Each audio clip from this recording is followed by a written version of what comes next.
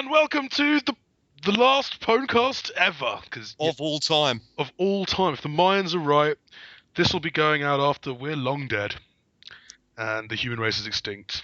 When our creators finally, or when the aliens finally arrive. Hi. Hi there, guys. Hi, I'm Matt. This is John. So This is the Pwn. No, this isn't the Pwnecast. This is Game Buzz. this is the Game Buzz. This is Game Buzz. Yes. Well, hot topics of news, and we didn't do a Game Buzz last week because there wasn't really much news going around. But this week somehow, as we're nearing Christmas, like all of the It's all coming out of the woodwork, all really. the shit seems to have hit the fan. So aliens, don't be scared. This is you kind of brought this on our industry, I think. For sure. I think, yeah, really, everyone was just so freaked out about the end of the world happening that everything went to pot, really. But if aliens do listen to this, they'll learn some things about. They will. Well, first of all, they'll learn that myself and Matt are the voices that defined a whole generation, frankly. Indeed. They'll know that I'm, of course, the president of the United Kingdom, and Matthew Gardner is the world's strongest millionaire. Which was a big deal. Before the zombie apocalypse and the rapture. But speaking about zombie apocalypses, we've had our own. Steam has had its own little zombie apocalypse this week in the form of the WarZ, the WarZ, The WarZ, the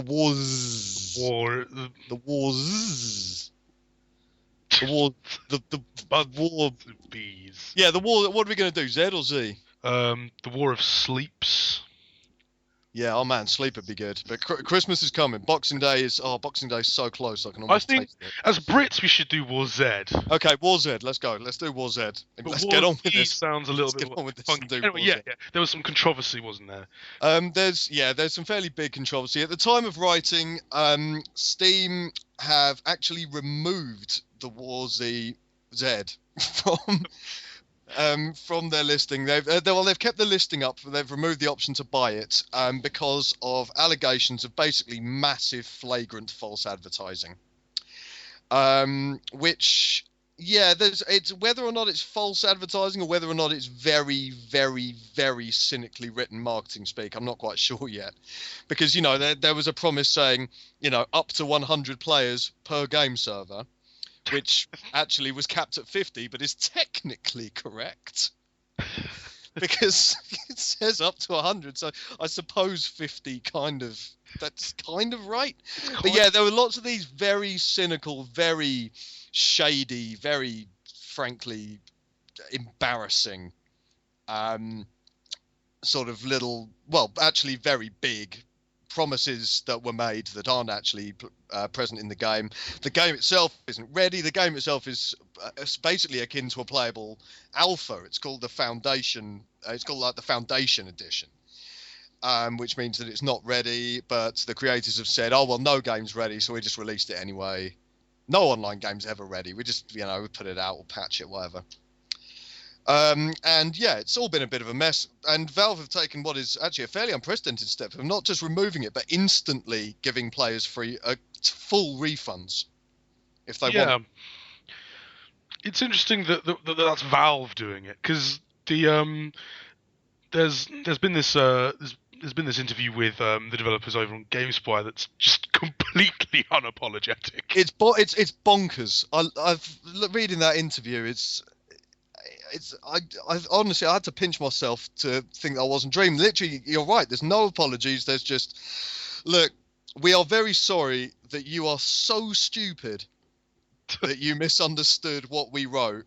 Because, like, who reads something like up to 100 players per game server? In fact, that's now changed to 40 to 100 players per game server. It's your fault that you read that as up, as not capped at 50. You should have worked that out. It's like 2 modes of play, normal and hardcore. Well, like, there is no hardcore mode, but that's what's so hardcore about it. Like, it's not in there. You have to make it your fucking self. If you're hardcore enough, you make it. So, yeah, it was absolutely bizarre and thoroughly, profoundly despicable, frankly, in my own personal view. And there were rumours of people of like moderators clamping down on anyone suggesting that the game Oh, might yes. be bad. Yeah, absolutely. Sort of, allegations that they were just banning and removing posts saying, guys, you're making loads of false promises and the game's rubbish. And, oh, wait, my comments disappeared and I've been banned. Outstanding. Even Miiverse doesn't do that. So, that's absolutely shocking. This whole thing is incredibly depressing because, frankly, there probably is room for two sort of cool zombie MMOs out there. But this is this is just the worst first impression I think a game has made in years, frankly. It's kind of even more depressing when you take sort of Dean Hall, DayZ's creator, DayZ's creator, DayZ, that is DayZ. DayZ as opposed to, or DayZ as opposed to WarZ/C. The original legitimate mod that garnered so much popularity this year. The Dean Hall's sort of spoken out and said, well, this is depressing and just makes me want to get out of this industry. Yeah, it's sort of added to it. He's under a huge amount of pressure developing DayZ, continuing developing DayZ and the standalone version of it. Yeah. And he's under massive stress doing that at the moment because he deals with most of the publicity personally. He's constantly being hounded by us hacks. And yeah, his blood pressure's gone through the roof. He's seriously been thinking about just quitting and cutting his losses and not being involved with it anymore. And that's really sad. And we wish him the very best. Yeah, and it's been quite heartwarming to see the number of people, because that cropped up on the DayZ Reddit stream. Yeah. It's been quite heartwarming to see the number of people just going, no, Dean, just don't. Please don't kill yourself. Yeah, please don't chill, burn yourself out over this. Delay it, slow things down. We'll play it when it's ready. We're already loving DayZ as is. It will come when it's done. Don't let it get you down. There are also lots of other allegations going around that it looks like perhaps the EULA for the WarZ has been copy pasted from League of Legends, because League of Legends ends up several times in the EULA. Yeah.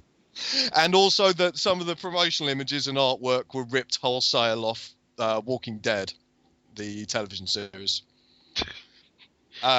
Which doesn't help, frankly. It doesn't exactly portray the image of a brave and innovative company creating something new. It does rather suggest that they're just trying to make the most cynical, quickest, laziest knockoff possible. It's one of those things. And the thing is, in our podcast tomorrow, we're going to be dealing with a lot of alternative awards, one of which is biggest scandal of the year. Do you think this knocks off Silicon Knights from that dubious shitty pedestal? No. Actually, yeah, no. No, Silicon Knights copied hundreds of thousands of lines of copyrighted Unreal Engine code, sued Epic Games at the same time, diverted research. No. But I mean, this is just a little indie game that's, this is a little game. It's not, it's pretty much, it's a little indie game that's just really cynical and has been badly organized, made a horrible first impression, and just basically needs to go away. It does, rather. So, yes, we're not going to spend any more time discussing it because it's rubbish and we don't like it. But I don't know if it's rubbish. I can't buy it. No, I mean the situation, the entire situation. Yeah, for sure. I mean, we should be talking about the gameplay. We should be comparing it to DayZ and talking about how it's different, what's new, But no, we're just saying, seriously, come on, just die. So yes, unfortunately, most of the news this week is on a similar negative vein. Actually, one thing I do want to bring up: you went over into central London recently to check out Defiance. God, yes, I did. And the preview's up on the site. But one thing I wanted to bring up on that was one of the big things about Defiance, and it came up at Gamescom. It was running at Gamescom last year. Was this cross-platform multiplayer, incredibly exciting? The possibility of PC and PS3 and Xbox 360 all just getting involved with one another, bridging those. No. See, all of that is happening right now. The way they develop it is they make one single build and then they build it out to all the consoles, and all they really change are the art assets. That's literally it. It's the same build. It's cross-compatible right now. I played it on a PS3 with people on PCs and Xbox 360s, all in the same server, all having a great time. It looks really good, and because it's coming out in conjunction with a television show as well, and having this cross-play, this cross-platform gameplay would create this massive, fully connected universe across multiple different entertainment mediums. Except, no, because that's not going to happen, because Microsoft and Sony aren't willing to sit down for 5 minutes and say, hey, can we just, set this up? They hate each other too much. That's a real shame. That's a real shame. And there's not a huge amount that can be done about, really. And it also puts into question about, at the moment, I assume that there'll be no cross-platform play, even though it's possible. Simply because then, they could do PC and PS3 cross-platform play, but everyone on PC is going to be rocking a mouse keyboard, and they're going to be much more. I feel that a controller is very intuitive, but they're going to have the edge when it comes to precision aiming and sniping. So yeah, that's all a bit depressing, because this could be such a huge deal at the end of a console generation. It's one of those things where you just kind of wish everyone would just sort of lay down arms and just have a big old game together. Yeah, just relax, guy. Just hang out. Maybe they could, bunch of them could just go to a sauna or a mountain retreat or something, chill out, do some a team building exercise. Scream at an ass. Everybody would wang. Everybody would chung. Yeah, exactly. And everyone would just come out feeling, refreshed and able to, not stonewall each other for 10 minutes and just say, right, can we do a bit of server? Could we just set up a bit of server sharing and infrastructure? That'd be great. Thing is, it's interesting. I'm gonna stir a little bit here. There's been a comment on the site. A user named Sephiroth has pointed out that it might be one company more than the others who are. Yeah, so I think the one winged angel might be right here. Only because Sony have they've gotten behind a few cross-platform multiplayer initiatives before, only with PC, but they have got on it. Things like Portal 2. And yeah, there've been a few. There've been a few, very few, but a few games where they have, integrated cross-platform play. And yeah, the problem is that Microsoft, because they've already split between gold members and free members, you don't really want all those gold members hanging out with loads of other people who are just playing it for free on other consoles. Yeah, that could be quite embarrassing. You've got I think that's basically the main issue. But historically, even though Microsoft should be the company pushing cross-platform PC and Xbox 360 games, because Microsoft. You'd think that, wouldn't you? Especially with Windows 8 rolling out. Yeah, you'd think this would be the perfect time to do it. But yeah, they're not. They're just not proactive at all on that front. So it's hard to know, and we won't really ever get a straight answer about that, I don't think. But so I suspect that Microsoft might. I suspect that Sony perhaps doesn't care, and Microsoft is adamantly against it. I would think. That's what I suspect personally. Yeah, especially for a game that, it's not. It's not like Black Ops. It's not a Call of Duty or a Battlefield. It's a new IP. I mean, you'd think maybe they could make it work for something like this, something that. Well, yeah, and something that already works. Pig. All they've got to do is sort out the servers. It already works. It is already cross-compatible, and the servers are going to be. I think the servers are mainly going to be dealt with by Tryon anyway. So, there wouldn't be a huge amount of work required to make this happen, being that it already works perfectly. Yeah. Also, it removes.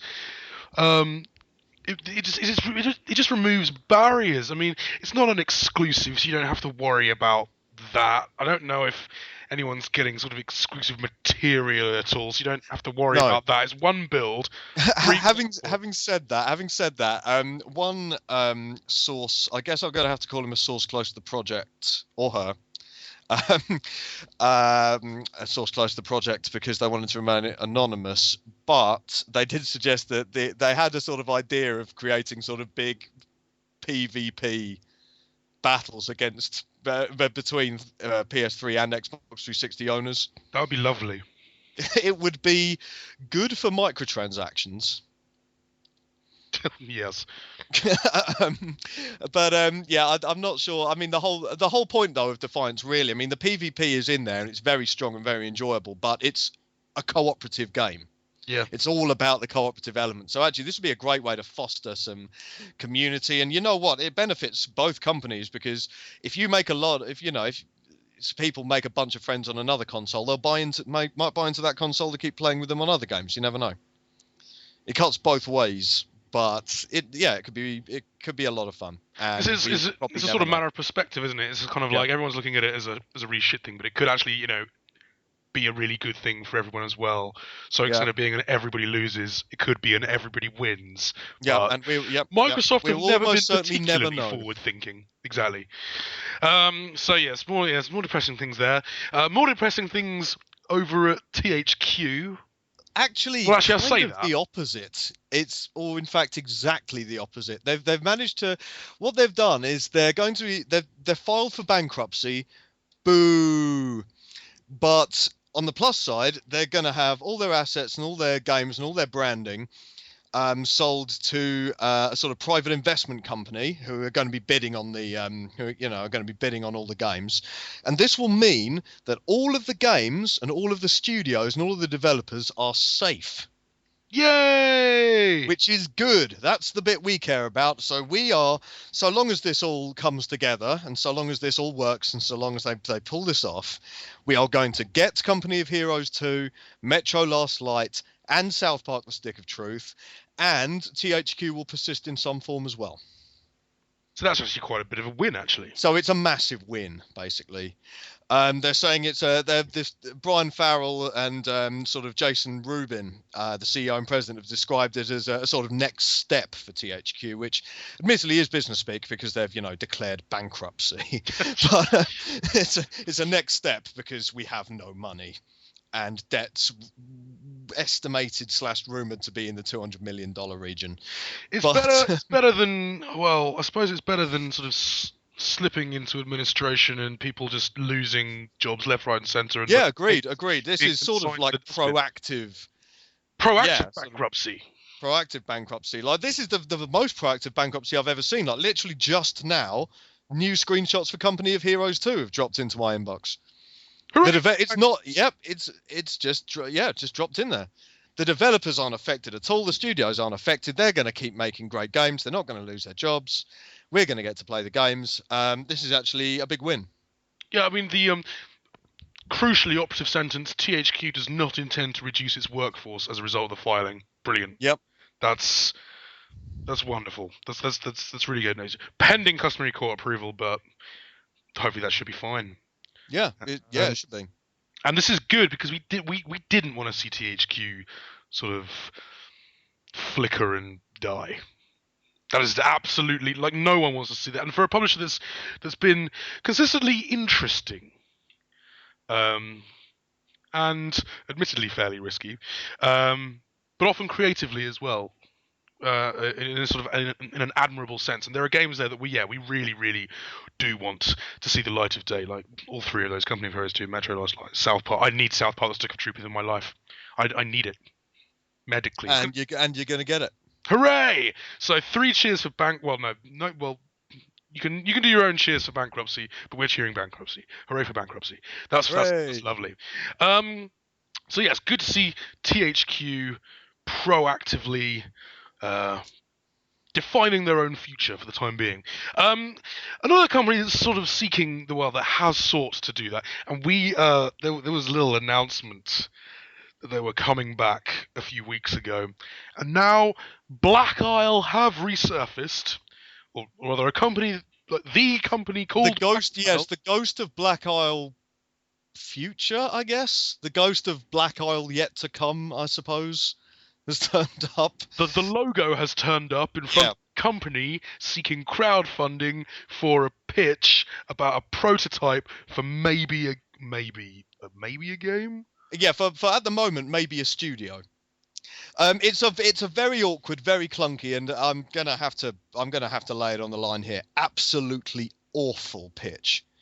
Because what they're trying to do, once you wrap your brain around what they're trying to do, they've come out and they've said, right, we have, okay, we've got the name Black Isle, and we don't have any real funding, and management hasn't really agreed to put us, to really resurrect the studio yet.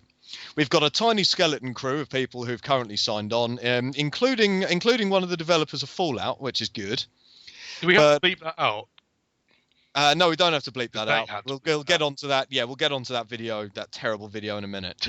But yeah, they've got this company who isn't being funded, and who the management don't have enough faith to actually give them any money yet.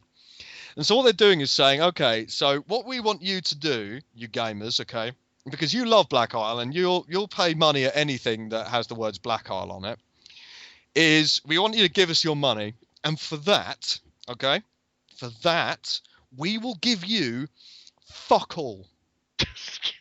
we will give you, I don't know. Let's give you, I don't know, access to a special forum where you can go and hang out with the other bleeding idiots who gave us money for absolutely nothing. But what we're going to do with this money, okay, is we've sort of might be working on a game. Like, we've got, here's like a couple of pieces of really, really early concept art. We basically haven't started work on it at all, okay? But with this money, we are going to make a prototype. And we're going to take that to Interplay or whatever shady banking cartel is fronting them and say, look, here's a game. Here's a sort of game. And look, all of these idiots have paid money. And they'll probably pay money if we release this game, because they won't get the game. They'll have to pay again for the game, probably. And that's it. That's it. I think that's it. Yep, that is literally it. It took me I've been revising that post over the course of the day, simply because I still have real trouble getting my head around what exactly it is that they're trying to do. And more to the point, the really, really god-awful way they've gone about it. Because they released a video that is just shockingly poor. Thing is, like, the video, I don't understand. It's something like 6 minutes long. Yep. I don't really understand why it's 6 minutes long, because the only 2 minutes you need are the bits where the people who are going to be making this prototype turn up and say, and tell you the important stuff, like, this is who I am, I have been working in the games industry for this many years, I've worked on this, and this, booyah, I want to make this like this, it's going to be great. That's, doing, the actual pitch. No, instead, we get 2 minutes of some weird Mayan apocalyptic bollocks at the start, which makes no sense whatsoever, and then 2 minutes of excruciating, almost Reggie bad skit at the end, ending with a sex joke that I wanted to cry at.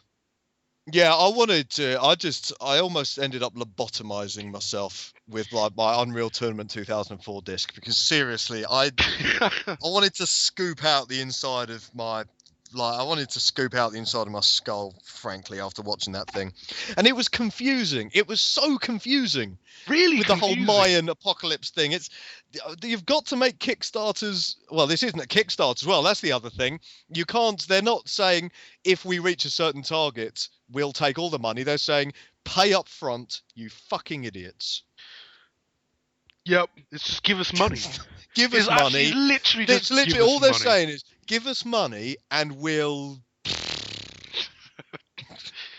Like, there's only it's ridiculous. There's only 2 reward tiers. Like, tier 1 is get a badge on a forum. Yeah, a badge on a forum for a company that apparently doesn't exist yet, and whose management doesn't have enough confidence in them to even give them startup capital. Exactly, and for $20, it's get a special badge for a slightly more exclusive forum. Yeah, and this isn't even, they're not even asking for startup capital.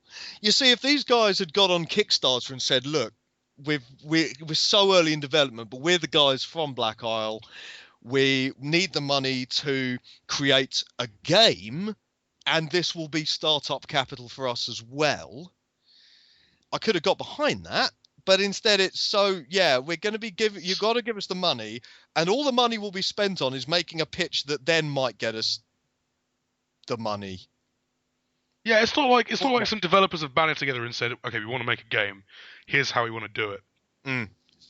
It just seems that would have been. Do you know what? Yeah, transparency. And it's ridiculous because a few weeks back, Interplay were going, oh yeah, look, Black Isle are back. Woo, we're putting the band back together. Oh yeah, they're going to leverage the power of the. That was literally the phrase they used. Yeah, we're putting the band back together. Except they totally haven't. Well, either they totally haven't, and that was a complete lie, and they hardly got any people together at all, and they desperately need some money, and not, their investors don't want to give them any money yet, and they're having to resort to literally the worst crowdfunding pitch ever. Or actually, Interplay are willing to give them some money, and they just want some extra money by lying. Those are the only two options here, and frankly, I'm sorry, but neither option is worth paying for at the moment. Also, most of the band, like the frontmen in that band, are already working on Project Eternity. Yeah, but here's the better thing. Yeah, you're like Brian Fargo, kick-started a new project, got loads of money. And that's Project Eternity, kick-started by Chris Avallone, and they're making a new game. So why aren't the rest of Black Isle doing that? Do you know what's really depressing as well? Like, we castigated Dave Braben for daring to release an elite pitch with essentially just videos just saying, "Give me some money, 'cause elite." Yeah, and in fact, they've been picking that up, but they've got a lot of ground to make up over the next just over 2 weeks. But that's the thing. Black Isle don't even have that. No, they don't. And they're not even. What they've got is that they have a banner with Black Isle written on it, but they're not Black Isle. And it's really embarrassing. It's so embarrassing. I mean, this is supposed to be like fucking Lazarus. This is supposed to be like the second coming, and instead it's just a small bunch of guys going, "Hey, look, I'm wearing a moustache and doing a shit video. Give us some money for nothing. Give us your money because, just do it. Why not? World's ending. Give it. Like, you can't take it with you." It's frankly the worst pitch I think I've ever seen. I've ever seen. It's confusing. There's no reward, and all it's doing is saying this is what Interplay should be doing. They should be securing if they really are bringing the band back together, they should give them some freaking money. It's fucking disgraceful, though. I mean, you have a pitch video that doesn't make sense until 2 minutes in. That's too long. You would never do that. You would never mince into a boardroom in costume and deliver a ridiculous. No, and there's nothing wrong with pitches being funny. But it's not funny. It's not funny, and it's completely irrelevant as well. It's irrelevant, bad. It's confusing. It dilutes the issue, and most people will just stop playing 3 minutes in and get into the shower and just put it up as hot as possible and direct it directly onto their eyes. And you're paying. You're paying for forum access. Yeah, that's despicable. Well, I mean, it's probably a neat forum, man. I bet they've got BB code and all manner of great stuff. And you get a badge. Ooh, yeah. Nice little badge. Oh, yeah. You can have that badge. You can say, I helped with this. I guess maybe in fairness, we should stop ragging on them for a couple of seconds and just talk about what the project is they're trying to sort of highlight. Oh, yes, PV13. It's PV13, which is the code name for that sort of Fallout MMO. But it's not going to be. It can't be, because in the video, and I did watch it all the way through, they said it was totally original, totally unlike anything that was. Wow, God. Yeah. There also appear to be 1, 2, 3, 4, 5, 6, 7, 8, 9, 10, 11. 12, 13, 14, 15, 16, 17, 18, 19, 21, 2, 8. Yeah, there are about 50 supporters so far. And I like as well, I love that they've got a sliding scale on the site that goes up to 10k. I don't. 10k. I just. Why would you do that? Why? I I really don't understand it. I don't understand. They haven't explained either why there's a blue dot at $30 and at 150. No, Completely because it's saying arbitrarily. totally cool people give $30 because, like, seriously, if you give us less than $30, we won't respect you, man. You're poor. You're so poor. Like, come on, you can give us $30. Give us $150. If you give us $150, we will literally put your name on our website. It kind of makes me want to cry a little bit. It doesn't make me want to cry. It makes me want to interview them. Really, it makes me want to.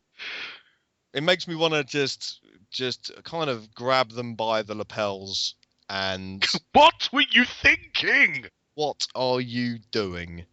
And like, there are so few comments on that post as well. There's just a bunch of people going, I don't care. Don't give them any money. What is this? Who are you? Like, yeah, the YouTube comments have been savage. Yeah, I haven't even looked at those yet. Savage. And you know what? I'm sorry, but that's deserved until you put up some more freaking details and take down that video. Yeah. So they're working on a post-apocalyptic RPG that might be alright, except we have no idea, and there's only a tiny piece of concept art, and they haven't started working on it yet, and don't really have that many staffers, and they're not even really a company yet. They haven't been given any capital, and they just want the money to make a pitch demo that might mean they'll get some more money. Yeah, Merry Christmas, Black Isle. I think it's going to be quite a lean Christmas for you guys, frankly. Yeah, I feel a little sorry for Chris Taylor in a way. Yeah. And Marco Green, you know, they're the only two surviving members of the original Black Isle team still at Black Isle. Yeah. Resurrected a decade on after its closure. But just that yeah, if you ever needed an example of how not to go about crowdfunding, that is just this is it. It's a shame because we've been saying crowdfunding needs to become bigger than Kickstarter. This is the sort of thing I want to see more of. Definitely the sort of thing I want to see more of. I just want to see it done infinitely better. Infinitely better. And now the thing is, there's a bit of lag between when we record these sort of podcasts and when they go up. So, you know, by the time this goes up, they might have just prepared the most amazing pitch of all time. And it doesn't matter though, because we'll all be dead. Oh yeah, that's a good point. We'll all be dead anyway. So yeah. So yes, or we might fall into a wormhole, like Star Trek style, and everything that came before it won't matter because it'll be a new canon of game buzz, and video game industry. So basically, yeah, I think that's fine. But yeah, at the time of recording, it doesn't look great. No, it's I think we've probably ragged on them enough, frankly. I think we have. I think we're also out of time. We out of time. Well, we are out of time. We're out of time. We're not going to talk about. We're not going to talk about the secret world finally going completely back on everything they've been saying and removing subscriptions. Oh, I think that was one of our big things because we were chatting about. We chatted a little bit. Well, we oh god. Temporal paradox time. We will be talking about the secret world a bit in the podcast. We will be talking about the secret world, except we won't because the world is ending and the rapture is coming. So for everyone left behind after the rapture, I guess, like, you know, you can check that out. We'll be talking a bit about it, doing our alternative rewards. But yeah, you can now buy it as a one-off purchase, which is great.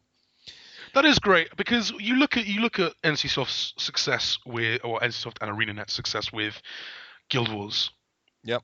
both 1 and 2.